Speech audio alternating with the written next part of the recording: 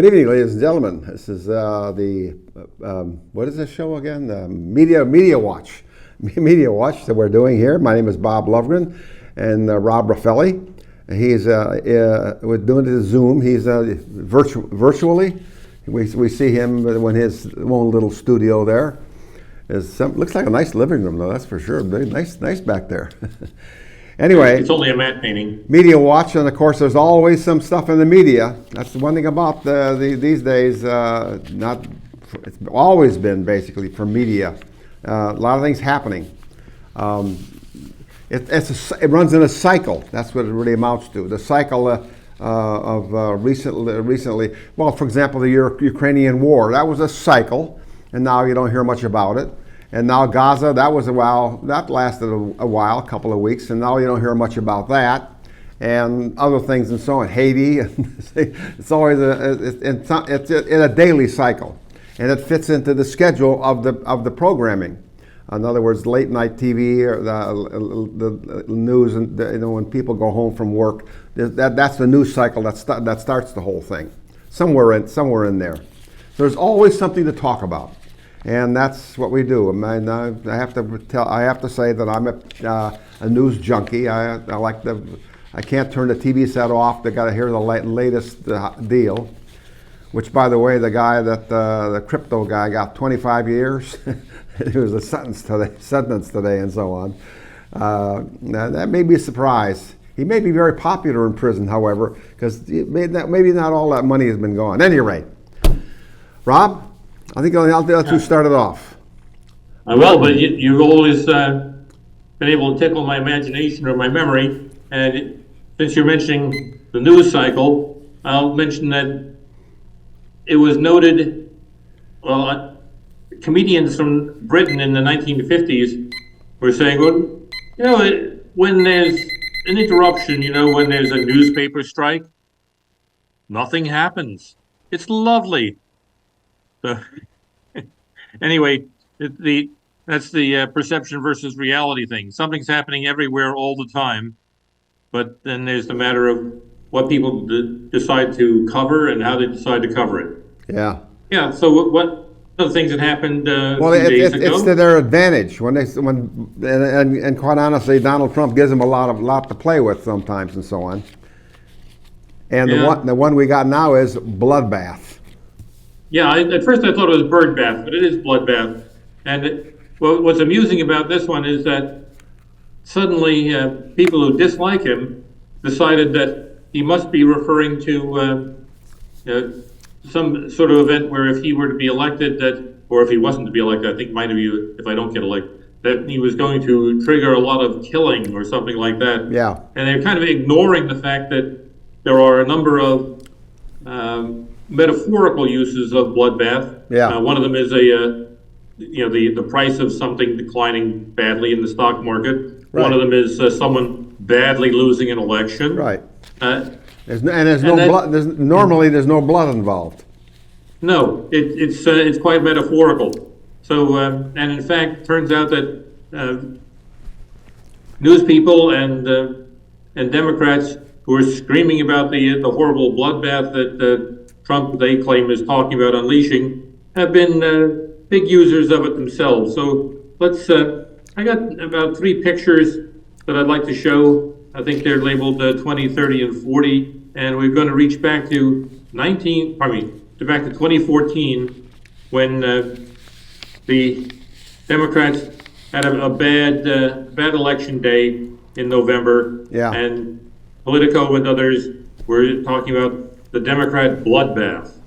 So and it was a bloodbath. I remember that in 1984, was it something like that? This is 2014. Yeah. So this is that too. This is the mid-year election after Barack Obama's re-election. Yeah. And then so they're bloodbath in the Capitol. Now all of this is just referring to election day in 2014, but I just wanted to bring it up as, people say this stuff. Let's show the last of those because I throw in a Trump, but this would be picture number 40. But even Biden got in on this, as Biden warns against primary bloodbath as Sanders sharpens attacks on ahead of key contests. So anyway, everybody's gets in on it. Rather reminds me of back before what was it? Gabby, somebody or other, congresswoman from Arizona, was shot by some madman who actually shot a bunch of people. Yeah. And suddenly they wanted to blame that on, somebody had, they wanted her to lose to the Republican, and they'd used, a gun sight and crosshairs imagery, and the people were saying, Republicans were calling for her to be shot. Well, as it turns out, everybody of every political party for the previous 20 or 30 years had used the same imagery in their posters, and it turned out that apparently they weren't calling for people to be shot. I hope. Just a little. Anyway, sometimes it's convenient to scream about it. Sometimes it isn't. And that congresswoman, by the way, she did recover. Her husband, who was an astronaut of some kind, is now the senator from the state of Arizona. Yeah. And he works the gun victim angle every chance he gets. Yeah. I think he's an identical twin. Sometimes you see him, sometimes you see his identical twin brother making statements. Know that. Yeah, Gabby Giffords, that's her name. Anyway, it was a terrible thing, of course, and a bunch of people got shot. And it turned out, what do you know? The shooter was a lunatic. Can you imagine? Right, yeah. He was a lunatic. He's the sort of lunatic where afterward people say, yeah, we kind of knew he wasn't entirely fastened quite right. So I wanted to throw in, just for the sake of getting some good video in here, we got a montage of people it turns out it's fun to say bloodbath. Yeah, that's How do you take a bath in blood anyway? Although I looked it up, and that actually people did do that for some reason. Yeah, long time ago. And anyway, it wasn't even human blood; it was pig blood. Anyway, go ahead. You want to see it? I was just going to say, what number do you want? If we get lucky, we'll get our esteemed director to throw the bloodbath montage up. It's a little while where we can all enjoy. Say it together with me. Say bloodbath. Okay, Mike, here it goes. But as Politico.com reports tonight on the, quote, bloodbath at the RNC, headlines calling it a, quote, bloodbath. Be a bloodbath. Not only is it going to be a bloodbath, but after they leave New Hampshire, it's a bloodbath on her home turf. That's really tough. Trump has left a lot of corpses in his wake. I mean, we can count the bodies as part of the, quote, MAGA drive to take over Maricopa County. And the headline refers to it as an impending bloodbath. Columnist Charles Blow has a new piece for the New York Times entitled A Biden Bloodbath. 2018 midterms, you can bet that they 100% are fearing a slaughter. In fact, the word bloodbath and massacre come up frequently. The Republican Party will be destroyed. It's going to be a bloodbath. There's going to be a bloodbath one way or the other. Bloodbath for Bernie Sanders. It's been a bloodbath. They're shaping up to be a bloodbath. Head off a bloodbath in next year's crucial midterm. Off-year elections are often a bloodbath. This week's bloodbath for Democrats. A bloodbath at the ballot box. There could be a Republican bloodbath. They'll talk about a bloodbath. It's a bloodbath. I have to talk about you. And it's going to be a bloodbath all day long. Is in for a bloodbath. Hasn't been a bloodbath on the way down. Donald Trump, bloodbath. Be a bloodbath. Predicted to be a bloodbath. May not be the bloodbath. It would be a bloodbath. More of a bloodbath. It's going to be a bloodbath in November. Possible Biden bloodbath this November. A bloodbath on Wall Street. There's going to be a bloodbath in Alabama, into a bloodbath. Obviously, there was a bloodbath. It was a bloodbath. We're down 800 points. This bloodbath at Department of Homeland Security. And it's a bloodbath today. There was going to be this bloodbath. Election bloodbath. There could be a bloodbath for that. Bloodbath, possibly. Bloodbath that went through with the Attorney General. Bloodbath 99 days out. The bloodbath is going to look like. Presided over a bloodbath in the diplomatic corps. Absolute, in my opinion, bloodbath. The Democrats are calling it a ticket sales turned into a bloodbath. Ticket sales for singer Taylor Swift's latest tour. It's safe to say the fans had a bloodbath for the company after the fiasco. Did you put that together? I wish I had. No, I was fortunate enough Where did you find to that? find it. Where did you I find found it that? on Holy the mackerel! internet. I didn't see that before. Yeah. That's Anyway, that's amazing. And then they're complaining about it. And he was talking about car manufacturing. It was in Michigan, which is where they make cars. I used to anyway. Made all the cars, in fact, in this country. And he's talking about the Chinese taking, I don't know, taking over or something like that. And if that was the case, it was going to be a bloodbath for the car industry in this the auto country. industry. As he was pointing out, all these General Motors is what he was addressing, and General Motors is going to build a lot of new cars. Oh, it's going to be great. We're going to build lots of cars. Yeah, and they were going to build them across the border in Mexico. Yeah. And since whether this is a good policy or it isn't, I can tell you that what Trump was saying was, yeah, hey, Michigan, you might like to have those cars built in the U.S., so I'm going to put a pretty big tariff on those cars coming out of Mexico. He said, in fact, if I don't get elected, it'll probably be a bloodbath for the industry. And he might have left off industry in one sentence, and they ran with it. Yeah, it's pretty amusing. Yeah, that's amazing. And I get all kinds of terms like that. But because in politics, as I think I was talking before the show and so on, that gets nasty no matter what you say. I mean, like even Joe Biden, he gets a little cozy with women sometimes. They have this look on their face, and boy, they don't miss a trick, don't they? They get it on there. And he falls down. He's fallen down sometimes, although you don't get much other presidents that I've ever seen him do it. So, and although Gerald Ford fell down, he actually hurt himself. Yeah, he didn't fall down all that much. Yeah, right. I don't happen to like Gerald Ford at all, but the guy was not stupid, and it turns out, how clumsy was he? Well, he was an acclaimed football player in college. Mm-hmm. So I'm guessing probably not that clumsy. And you know what Lyndon Johnson said about that? He said that that Gerald Ford, he has got too many hits in football. When he played for Michigan, I guess it was, or Michigan State, one or the other. Anyway, what accounted for Lyndon Johnson's corruption? What do you have to get hit with to get it to be a corrupt SOB? I don't mean that in a bad way. Yeah. Anyway, I don't know.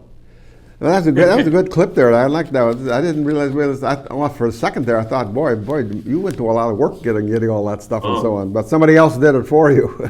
No, that's the idea. You got to watch what you. I was very fortunate. You just got to watch what you say these days, especially in politics. They always, you constantly hear politics and politicians, and you talk about you should have debate and talk about the issues and things next. That's not the way it works. When people run for office and so on, it's especially in the last. If you think it's bad now, you wait a few more months and so on. You'll see it gets worse and worse. Not only with the presidential race, but everybody else too, and so on. They have committees. If you're running for office and there's another committee that's all they do is getting dirt on your opponent in your lesson, and there's no connection between that committee and you. Except, of course, that they're putting down the guy the person that's running against you. That happens all the time. But then voters, I think they see through that a lot of times and so on, and they don't get quite so. They see through it. That's the voters. That's what the voters' decision is. I don't think they make decisions based upon your haircut and whether you trip up or you mispronounce or you get a little.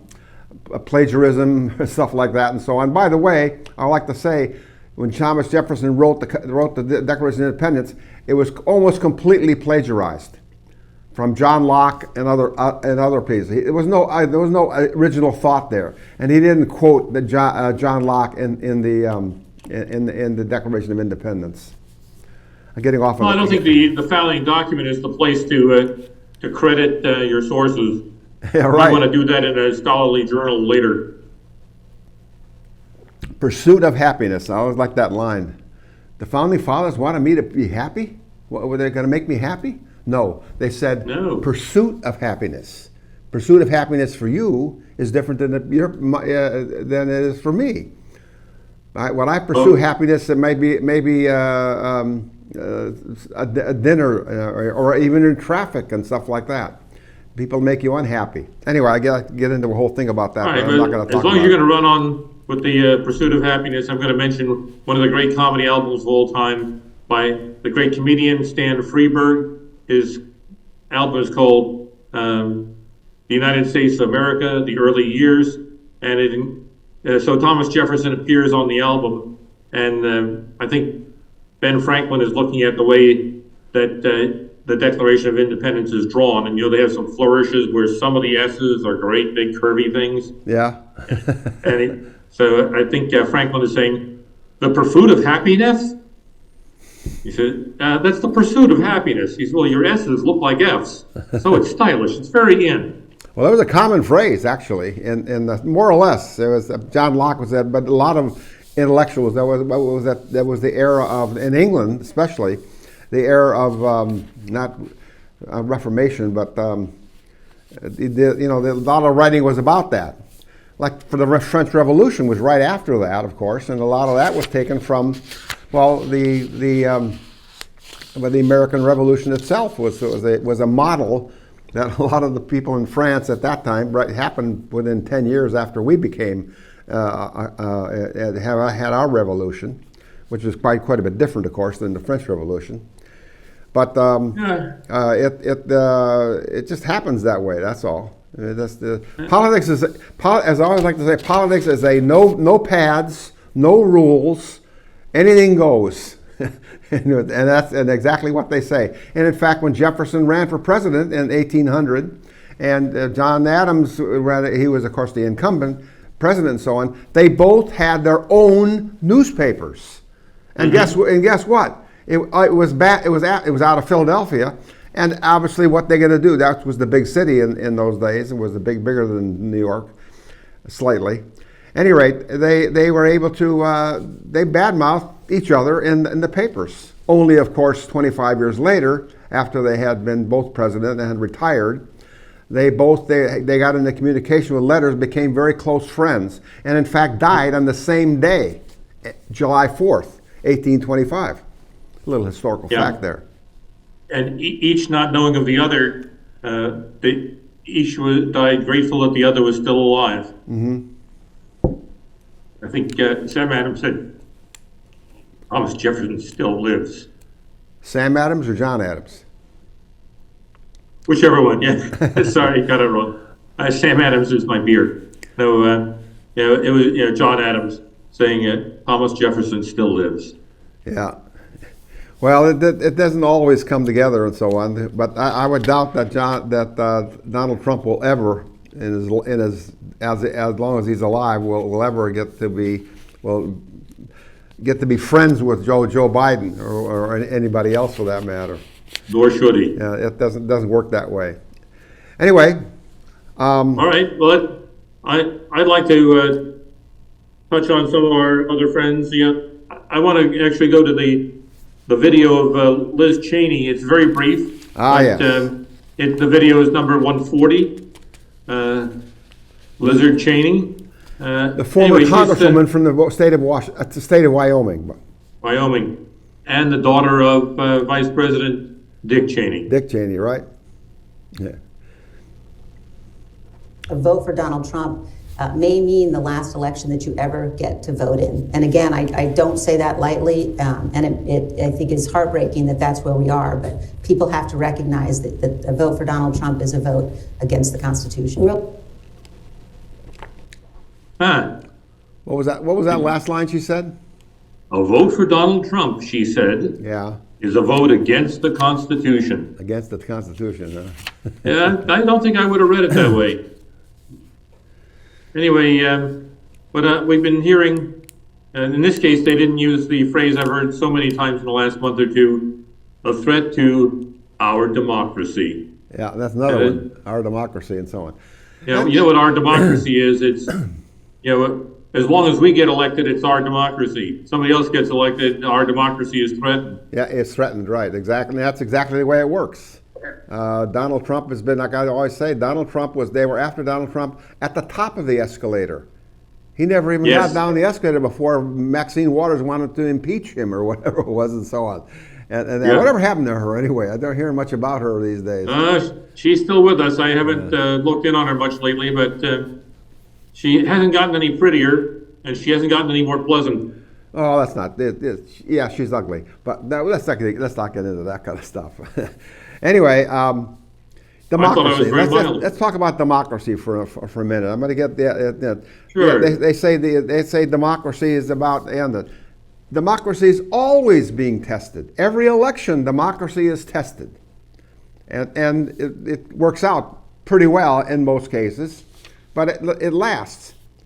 I'm not sure people really believe in democracy, and as you just suggested, but they know there's going to be another election, and at that point, we can change things. You might very well see this in November. Donald Trump gets elected president. I was going to say, we've got a Liz Cheney, for instance, is basically talking as though there isn't going to be another election. Yeah. Why the heck would you say that? I mean, first of all, Donald Trump doesn't have any oops. Donald has not shown any propensity to violence. Yeah. Is over 80. I mean, how the hell long could a Donald Trump dictatorship last if he had one? He can't have one because he doesn't have the backing for it. Right. I think he'll be lucky to be president, which I'm in fact going to vote for. Right. But he's not going to be. He couldn't rule with an iron fist if he wanted to. Yeah, it's amazing, and the people and in fact, the January 6th business and so on. Those guys that broke into the thing. It was really stupid to do because bottom line is what they should have been doing is getting people elected that they wanted to get elected. Some of them, in fact, run for office, and then you get into then you get to make decisions. Democracy is always being tested. It isn't this election. Not even the 24 election. It isn't that election. It's the next election, and 2 years later.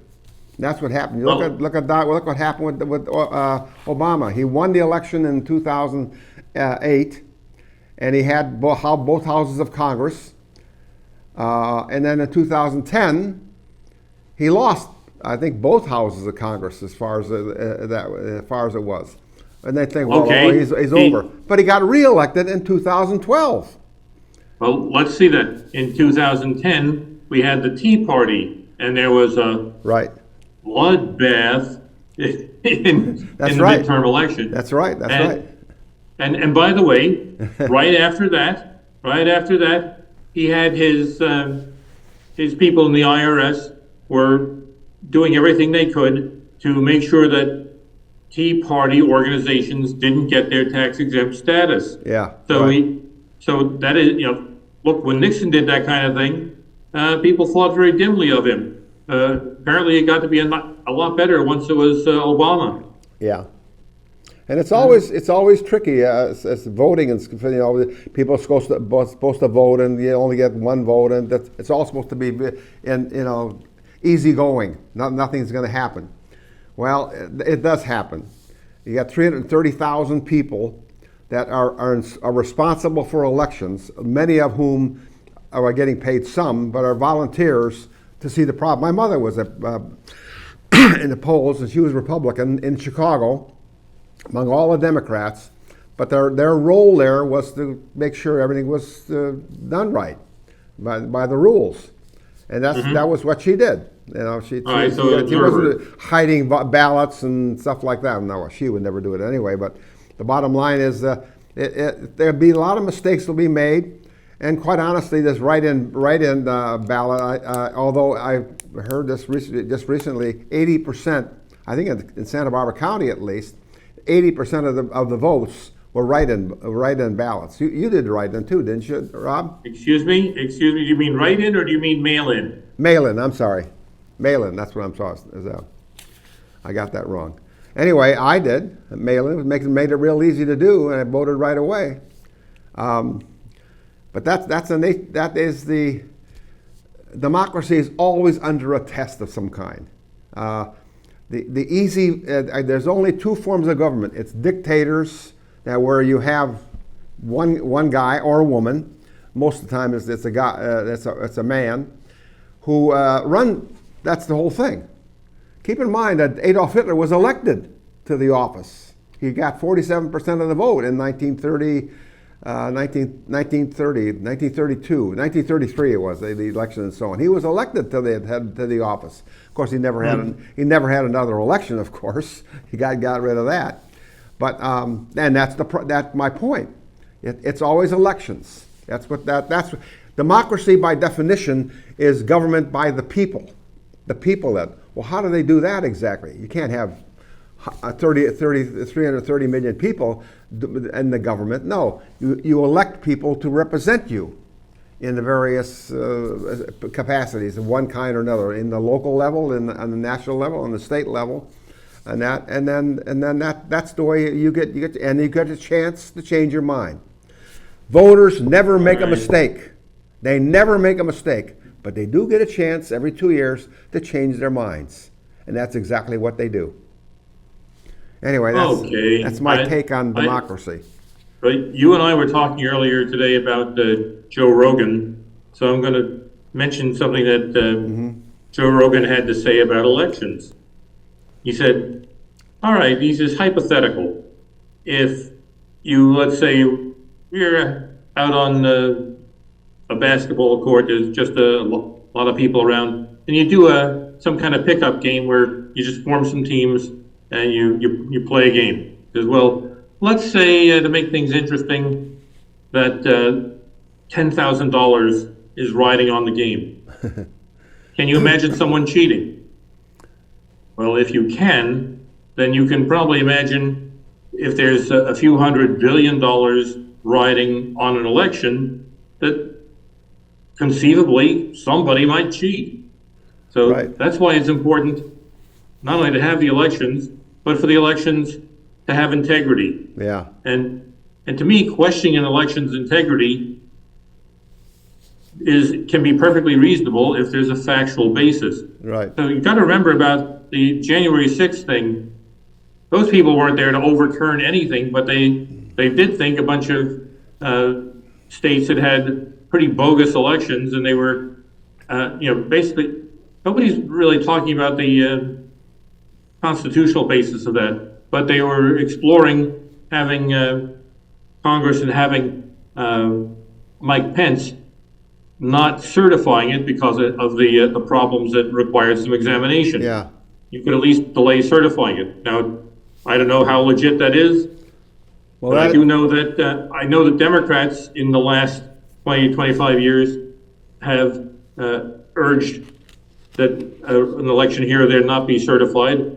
Strangely enough, every one of them was one that they lost. Yeah. So it's not unheard of, and it's not all Republican. Oh no, of course not. I mean, the Democrats are just as. I can go through a lot of the presidential elections and so on. The election of 1876, and basically was the guy that became president.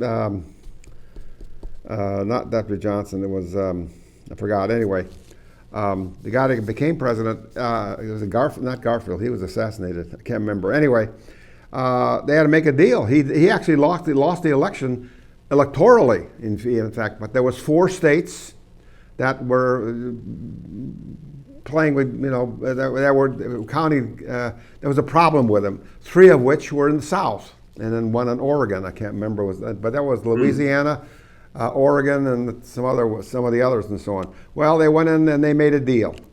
The Republican can be the president and win the election, which he really didn't do, if all the Union troops leave the South. And right, they ended Reconstruction 10 years early. Reconstruction was over at that point, and so on. Reconstruction had been projected to be a 20-year project. They killed it after 10. Yeah, right. And that's, of course, when a lot of, just as an afterthought here, a little side note here, that's when a lot of black people took office. There was like several senators from the southern states that were elected to go, and this is the United States Senate. and other offices and so on and so on. The minute that happened, 1876, that's when it all changed. No more blacks were elected, and of course that's now changed too. At any rate, so when we compare one election to the next and so on, how bad it was, it's the worst. You hear this constantly. It's the worst situation we've had in the history of our country. No, it's not. No, it's not. It may have been it may have been worse. Oh, gosh. The Civil War. Does that ring any bells? Well, yeah. Actually, some people will simply assert that this is worse. But every time I hear this, either you hear news people say this is the worst thing ever in this country, or they'll say this has never happened before. I think, didn't you study history? I mean, what do you have to know before they make you an anchor person? Because, all kinds of things have gone down. Yeah, right. Before you tell me, oh, this has never happened before, you should know what's happened before. Yeah, in a different way, and maybe worse, not quite as bad, but I don't think this even comes close to being bad.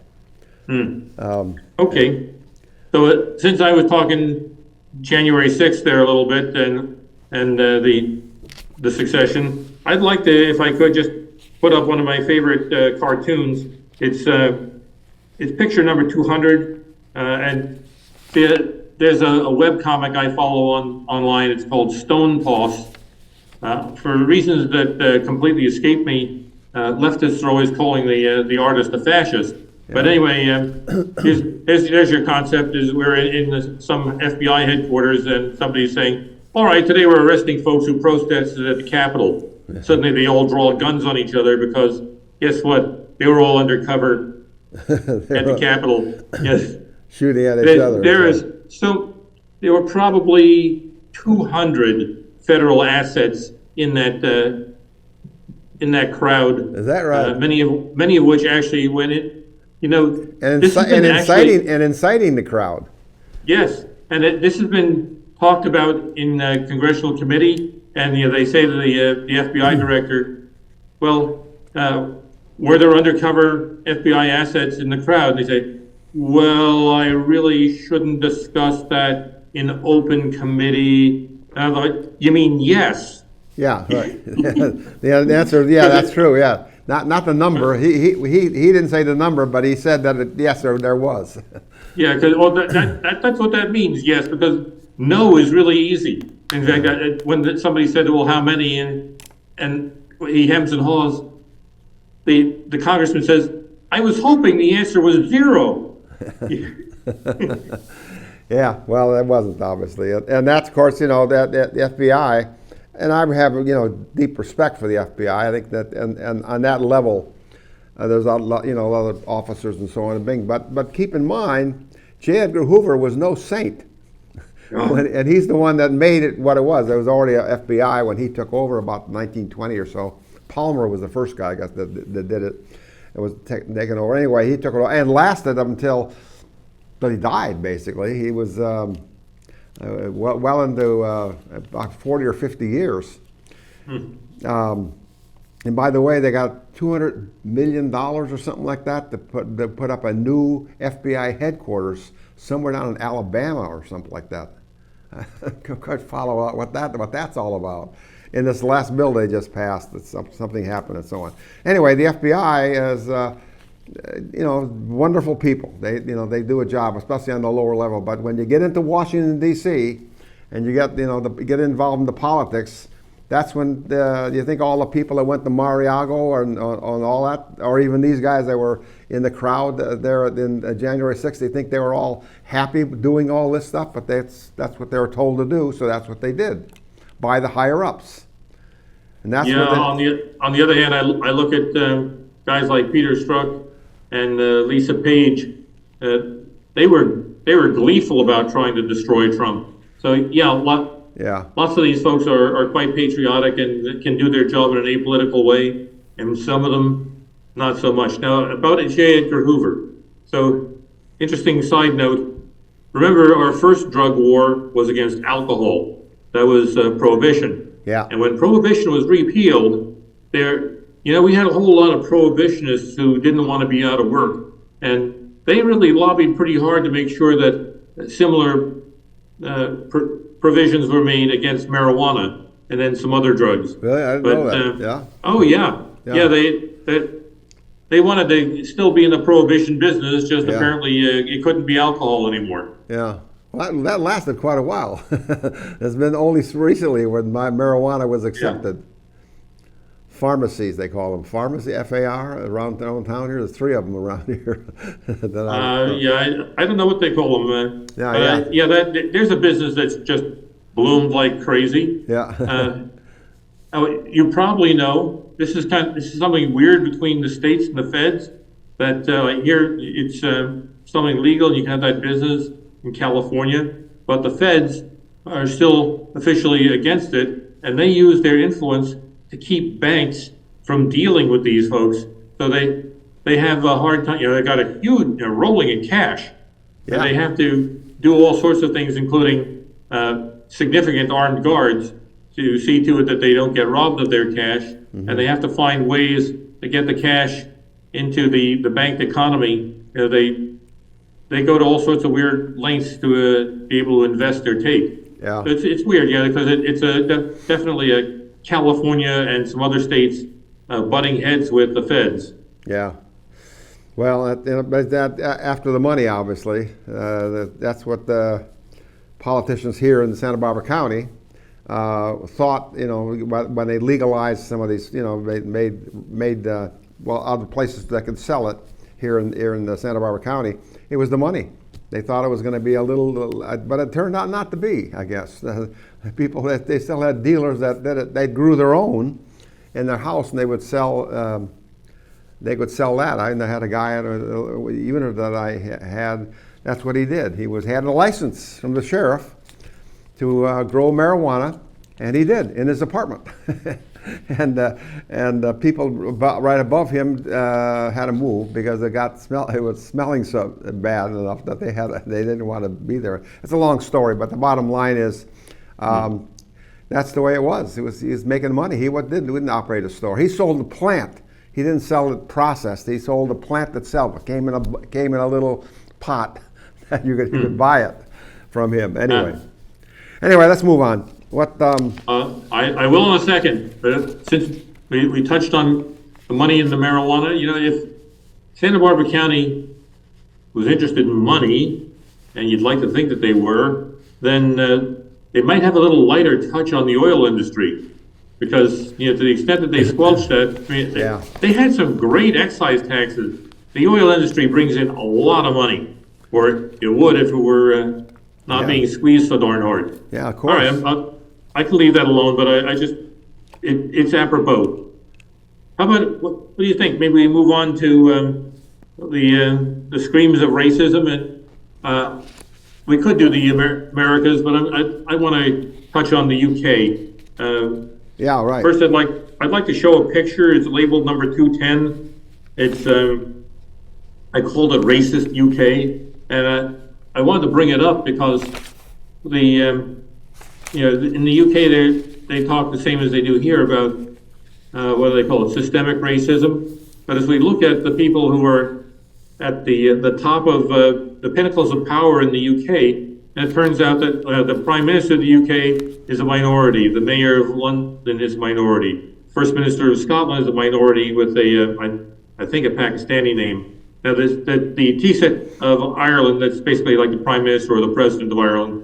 And I don't remember what his ethnicity is, but he doesn't consider himself white.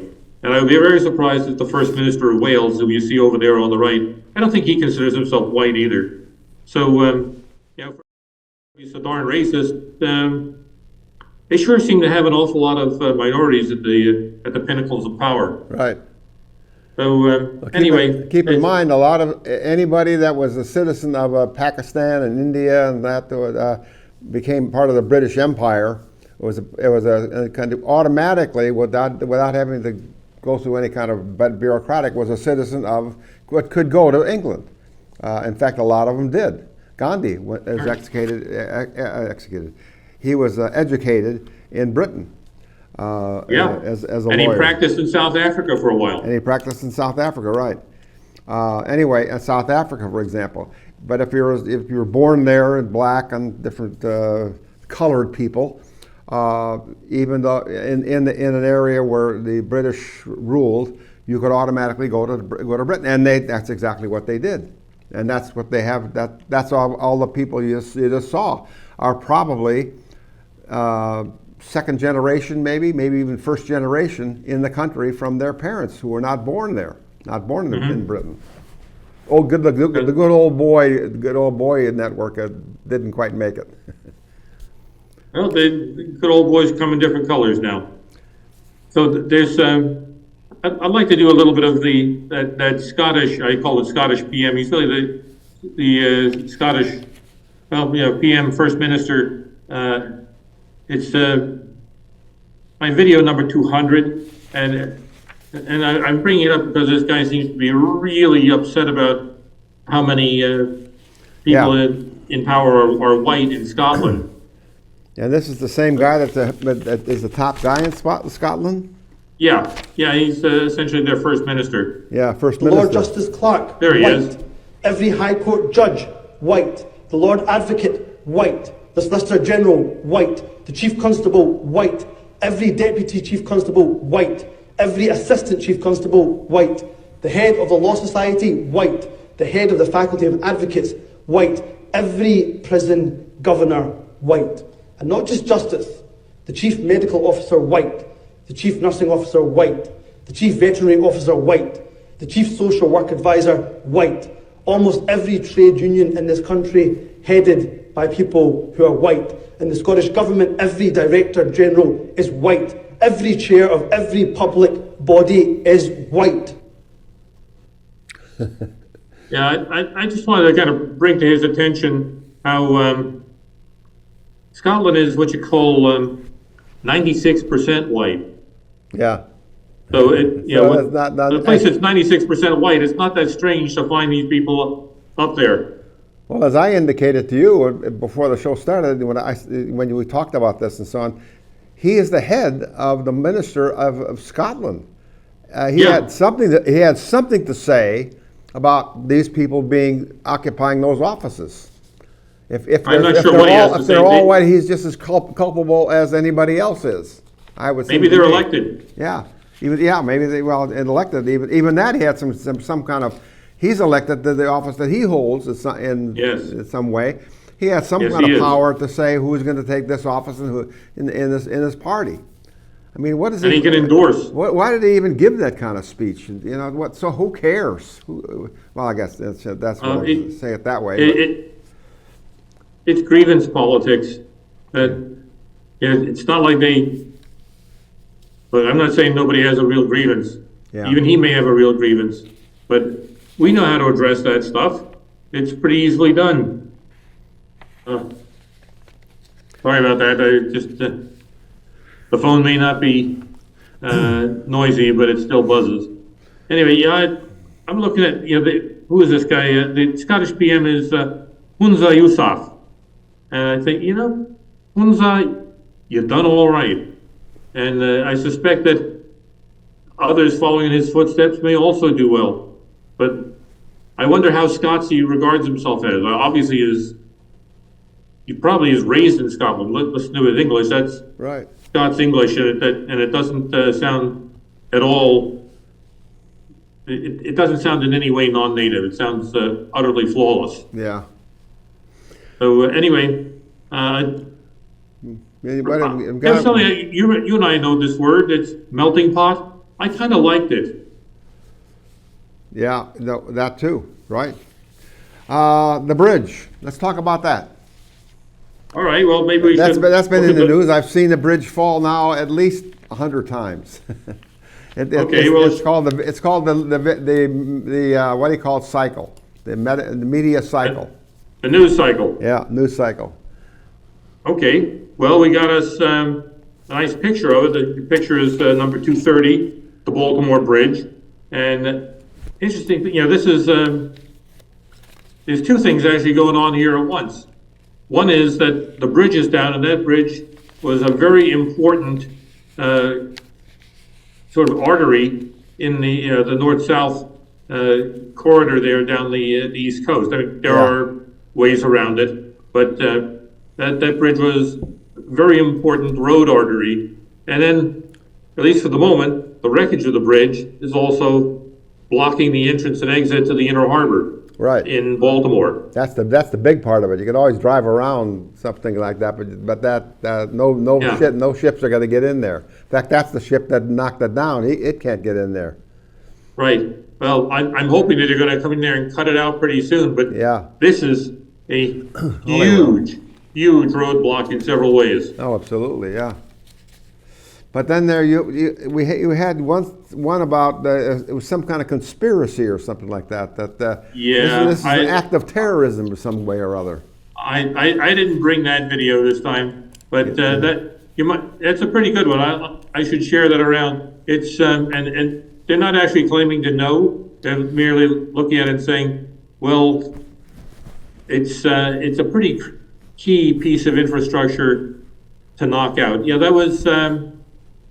There are two people talking there. One of them was, oh gosh, he was an old friend of Trump, Steve Bannon. And oh, by the way, I've heard Steve Bannon vilified, and for all I know, he might be a nasty person. I can tell you that guy is very knowledgeable and very intelligent. You could disagree with him all day and still learn a lot from Steve Bannon. Yeah. So don't avoid him just because you heard bad things. Even if you wind up still hating him, he's worth a listen. Anyway, I'm not sure who he was talking to. It might have been Candace Owens. We probably won't talk too much about Candace today, but does anybody know who Candace Owens is? Okay, show of hands. Very good. Black journalist has been working for Daily Wire, which was co-founded by Ben Shapiro. And let's see, she had she was butting heads publicly with a rabbi who seems like she dislikes him, he dislikes her. They don't say nice things about each other. And the other thing is that she also recently staked her journalistic reputation on the idea that the wife of the president of France was born a man, which I have no evidence of, but she has her argument to make, and she makes it. So who knows what's going on here? But anyway, she's already, she's out of a job there. Yeah, okay, I went astray there because I think she was talking with Steve Bannon about the ship and the bridge. Yeah. Do we want to see the ship and the bridge one more time? Yeah, let's see it. In case anybody hasn't seen it, I don't remember now whether that one's numbered. We have a video. It's either number 220 or 230. I can't remember right now. But if we got it handy. Either one. That's 230. Yeah. Got the video there? Let's see it one more time. See, it's actually quite good. This bridge just falls right in there, falls right into the water. There you go. Here it comes. Okay. There's so supposedly the boat. we're having trouble with the lighting and trouble with the generators. I don't know what all trouble we're supposed to be having, but I don't like, especially now, how exposed that pylon is. That pylon should have some padding around it, don't you think? Yeah, we almost missed the piling. We better turn right into it, which is why somebody might have a conspiratorial view of it. And let's stub our toe. Tried to miss it, but he didn't quite make it, did he? I thought he was going to miss it before he turned. Getting closer. And there it is. And there it goes. I've been messing with the guys in the captain there, but that's quite something, I guess. Okay, and this is important to see. This is what it looks like. He hits that, and boom. And yes, it was sort of cantilevered and stressed. So once that happened, the rest goes down. There it goes. Boom. It's not funny. Now you've got a gigantic... Four guys died. They were working on the bridge. 4 of them died. Well, just before that, I saw a bunch of trucks and cars go by on it. So yeah. Here's stuff happening there. And what's the prognosis for how soon they get that either bypassed or repaired? Yeah, we'll see what happens. Let's change the subject on Rona McDaniel. Let's try that one for the last one. And I've only got a couple more minutes left to go. I'm happy to talk about Rona McDaniels. I don't know if I have any material for her, so say on. Speak to me of Rona. That's Rona Romney McDaniels, because she's Mitt Romney's daughter. Yeah. Is she? She's his daughter. She's Mitt Romney's daughter. Yeah. Oh, I didn't know that. Oh my God. Yeah, Rona Romney McDaniels. Yeah. It's a small world. Okay, so she was the head of the Republican National Committee, the RNC. She was horribly ineffective, not too good at getting Republicans elected. Probably blew a number of elections that she should have won, didn't support people who, probably because they were too Trumpy. At any rate, and now she's out. So what happens? Who did she go to? Did she go to CNN? Or did she go to MSNBC? NBC. And she went to NBC, who of course also owns MSNBC.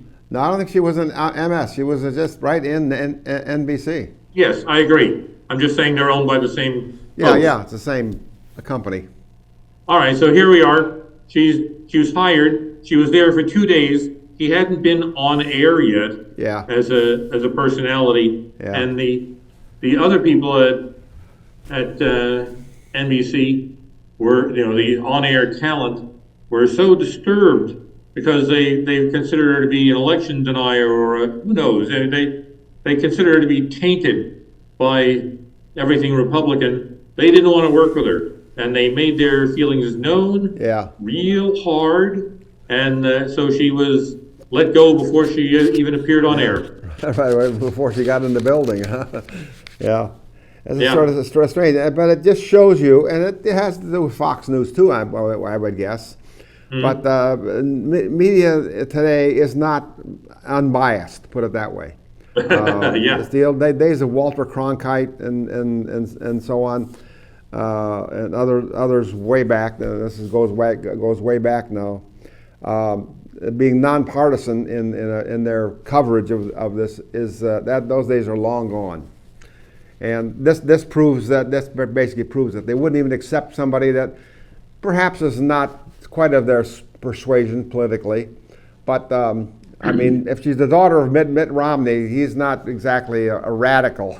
He's not a radical Republican in his sense, and I'm sure she learned stuff from her father. And you can be handled. You want people in there that'll tell both sides. That'll give you a little insight. For example, bloodbath. In all the MSNBC and all the papers and so on. Oh my God! He's gonna start killing people when he gets if he does not get when he doesn't get president, or he was not president. If he wasn't elected. Quite honestly, I think the bloodbath will be if he does get elected.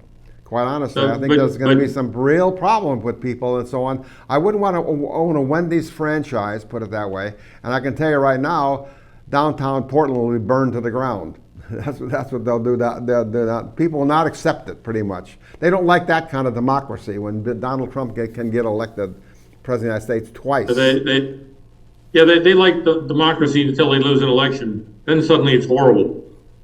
Yeah. I don't know. I think I had a fairly decent formative experience in my life, in that I was always around loads of people who disagreed with me. It was all right. I mean, we disagreed, but we talked about it, and you found out why people thought what they thought. Sometimes you change your mind, sometimes you don't, but you also learn that you can still play stickball and go to school with and enjoy people who don't agree with you. Yeah. Yeah, your fellow Americans. Yeah, that's the way it is in this, and you see it all the time. But like I say, you dealt with a lot of people, and so do I. That I know that they don't agree with my politics exactly, and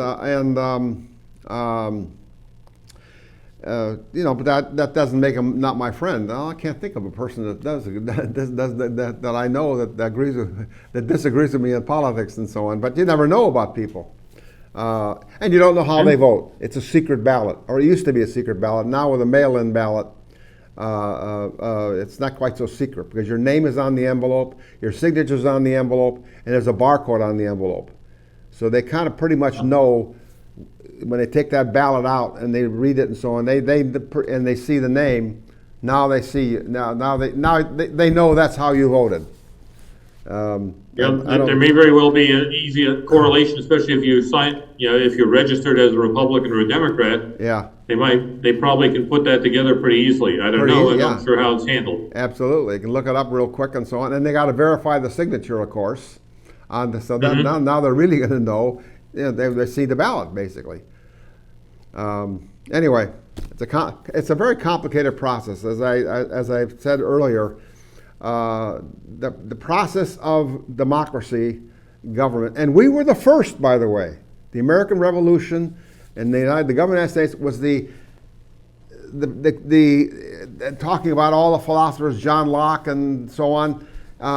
They all had these ideas about how government was supposed to be, and the Americans actually, in our country now, they implemented that structure and so on. And we were the first ones.